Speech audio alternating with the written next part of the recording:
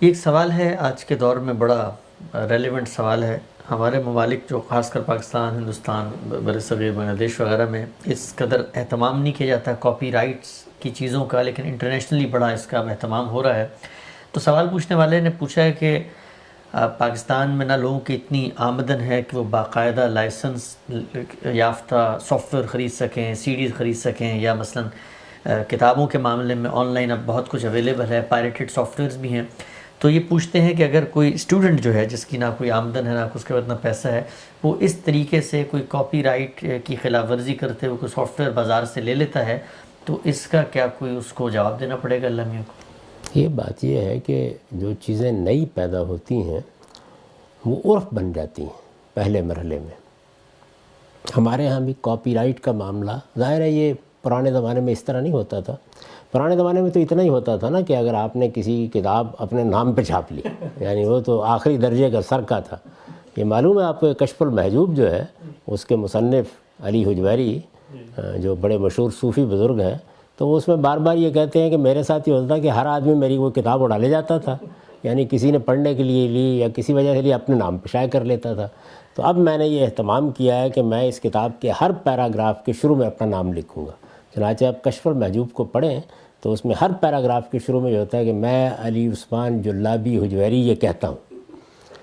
پرانی کتابوں میں بھی آپ نے دیکھا ہوگا، جیسے مثلا آپ ابن حزم کی کتاب پڑھیں تو ہر جگہ ہر پیراگراف میں کالا محمد، ظاہر ان کا نام ہے، تو لکھتے تھے لوگ اس طرح۔ اس کی وجہ بھی یہی ہوتی تھی کہ کوئی اڑا نہ لے جائے اس بات کو۔ تو وہ چیز تو ایک الگ تھی، لیکن جب کاپی رائٹ ایک عرف بننا شروع ہوا تو ویسے اس کی پابندی ہونی چاہیے تھی۔ اب وہ قانون بننا شروع ہو گئے، یعنی دنیا بھر میں اس کی بنیاد پر قانون سازی ہو گئی ہے۔ جب قانون سازی ہو گئی ہے تو آپ اگر اس سے کوئی فائدہ اٹھائیں گے یا خلاف ورزی کریں گے تو کسی کا حق مار رہے ہوں گے۔ حق تلفی ہر حال میں ایک اخلاقی گناہ ہے۔ تو اس لیے یہ ضروری ہے کہ ہمارے ہاں کے جو ملک ہیں، خاص طور پر تیسری دنیا کے ملک جہاں غربت بہت ہے، وہ اس باب میں بین الاقوامی قانون میں بھی معاملہ کریں، اس کے لیے قاعدے بنائیں۔ اس طرح کی چیزوں کے بارے میں ایک لمپ سم پیمنٹ حکومت کر دے تاکہ عام لوگوں کے لیے اس کو کھولا جائے۔ تو میں بار بار یہ عرض کروں گا کہ غیر قانونی معاملات کرنا، غیر اخلاقی معاملات کرنا، یہ انسانیت کو آہستہ آہستہ اس کے بنیادی شرف سے محروم کر دیتا ہے۔ ہمیشہ جب اس طرح کی مشکل پیش آئے تو اس میں تدبیریں سوچنی چاہیے۔ تو ایک بڑی سادہ چیز یہ ہے کہ اگر کوئی مصنف کا کاپی رائٹ ہے، کسی ادارے کا کاپی رائٹ ہے، حکومتوں کے لیے کیا مشکل کام ہے، معاملہ کر لیں اس کے ساتھ۔ وہ ہمارے ملک کے لوگ اس سے یہ فائدہ اٹھائیں گے، ہم آپ کو یہ ادائیگی کر دیتے ہیں۔ کیا معنی ہے اس میں؟ صاحب یہ آپ صحیح فرما رہے ہیں، اور اب جامعات نے یہ کیا اہتمام کہ جو طلبہ ہیں ان کے لیے جو ضروری تحقیقی مواد ہے اس کے لیے وہ خود پے کر دیں۔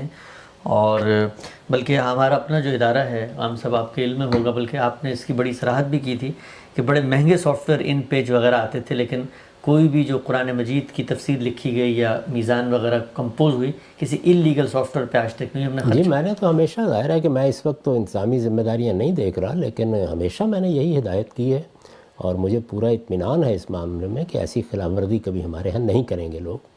اس کا اہتمام کرنا چاہیے۔ اگر کوئی مسئلہ آپ کو درپیش ہو گیا تو اس مسئلے کا علانیہ حل نکالیے، نہ کہ دوسروں کا مال چرانا شروع کر دیں، ان کی حق تلفی کرنا شروع کر دیں۔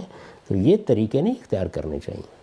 ہم سے ایک اور چیز بھی پچھلے دن ہم دیکھنے میں آئی، فیس بک پہ چونکہ بہت کچھ مواد آ رہا ہوتا ہے، لوگ اکثر کسی کی لکھی ہوئی تحریر یا تو اس کا نام لکھے بغیر یا پھر تھوڑا سا کچھ اوپر نیچے اضافہ کر کے اپنے نام سے شائع کر دیتے ہیں۔ تو یہ بھی اخلاقی لحاظ سے ایک قابل مذمت چیز ہے۔ اس میں کیا شک ہے، یعنی اس میں تو کوئی سوال پوچھنے کی بھی ضرورت نہیں ہے۔ یہ غلط رویہ ہے، ایسا نہیں کرنا چاہیے بالکل۔ آپ بتائیں کہ آپ نے یہ اقتباس کسی سے لیا ہے یا یہ بات کسی سے لی ہے۔ اور بعض اوقات یہ ہوتا ہے کہ پوری روایت میں کھڑے ہو کر آپ بات کر رہے ہوتے ہیں۔ تو میں نے جو طریقہ اختیار کیا، آپ میری تفسیر میں دیکھیے، اسے میں نے ابتدا میں بتا دیا کہ یہ در حقیقت تدبر قرآن کا خلاصہ ہے اصلاً۔ تو اس کے بعد جو اپنی تحقیقات ہیں ان کے بارے میں یہ کہہ دیا کہ لوگ اس کو الگ سے دیکھ سکتے ہیں۔ تو یہی طریقے ہوتے ہیں جو عام طور پر اہل علم اختیار کرتے ہیں، اور ہماری پوری تاریخ میں اختیار کیے گئے ہیں۔ یعنی لوگ بتاتے ہیں یہ کہ میں نے یہ چیز کہاں سے لی ہے، اس کا پس منظر کیا ہے، اس کی تاریخ کیا ہے، یا اس میں دوسروں کا کنٹریبیوشن کیا ہے، وہ بتا دینا چاہیے۔